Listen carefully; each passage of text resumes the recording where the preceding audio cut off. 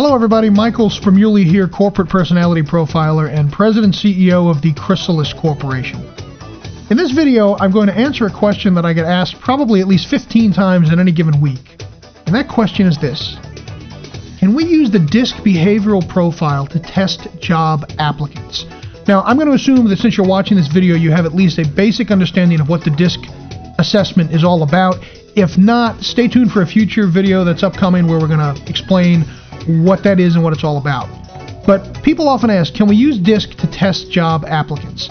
In order to answer that question, I'd like to use an analogy with you. I'd like for you to imagine with me that you're sitting in your office and you're looking out your window and you see and hear this. You see this bright red car that pulls up in front of your office and slides into a parking spot. Now, I want you to imagine that you're looking at this car and answer the following question. What do you know about this car from looking at its exterior from about 10 feet away? Pretend you can't go outside for whatever reason and you're simply stuck in your office and you look outside and you have to come up with an assessment of the vehicle just based on what you can see. Well, some things are pretty easy to identify. First off, it's red. Nice bright red, may have been freshly painted. Looks pretty good. Second, it's shiny. May have just been washed too. It looks clean, looks really good. The exterior of the vehicle is very robust, glimmers, pleasant on the eyes. It looks like a fast vehicle. You heard it kind of squeal in there and pull into the space in a hurry. You can see that it has 2 doors. And you can see that it has 4 wheels. You could probably come up with some other things, but these are the basic things that you'd probably identify. You can't even really identify the make and model because you're in your office and you're not that close to the car. Ladies and gentlemen, this is exactly the type of information that DISC gives you about a person.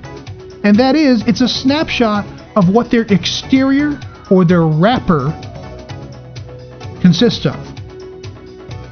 It's a snapshot of how they behave. And behavior is observable information.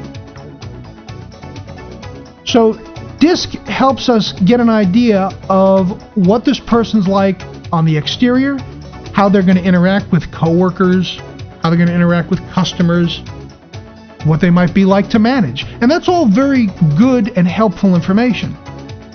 But as you'll see in just a second, that is literally the tip of the information iceberg. Because I'd like to ask you this. What is it that you don't know about this car from simply being able to look at it from 10 feet away? Well, here are a few things.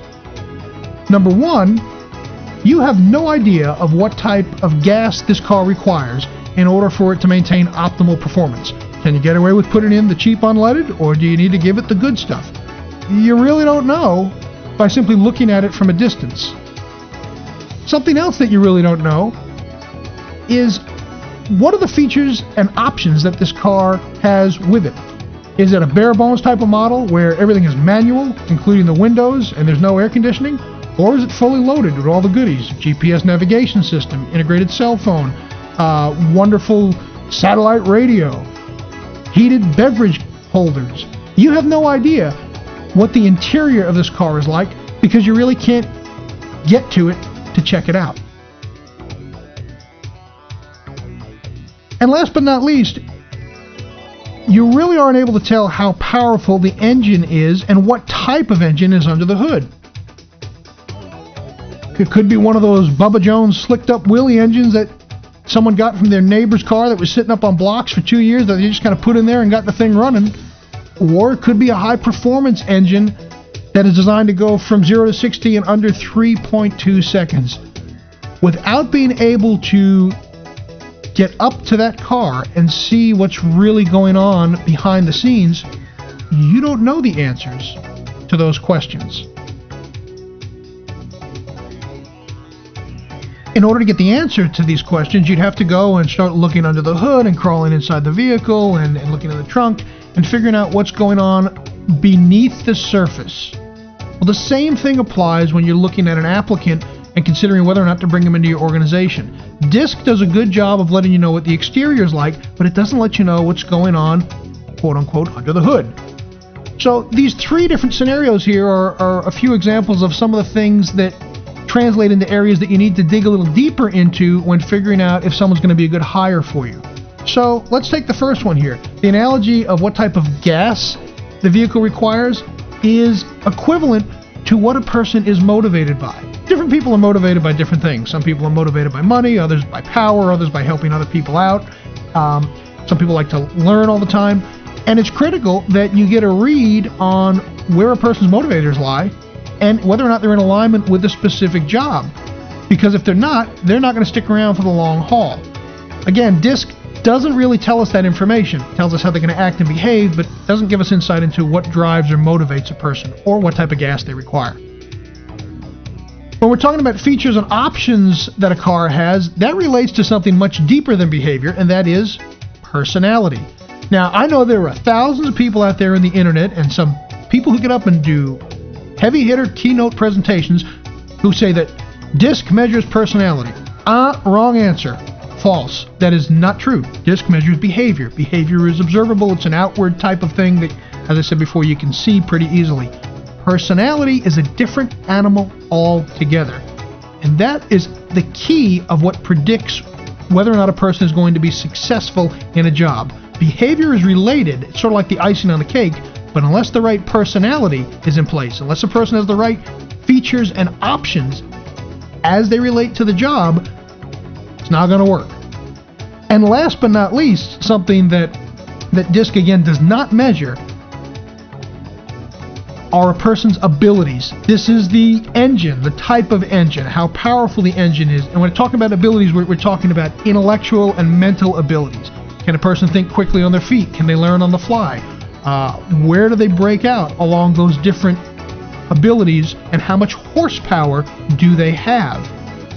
Very, very critical piece. Some jobs require an average amount of horsepower. Some jobs require a lot of horsepower and a lot of mental ability. They need to have a big engine under the hood.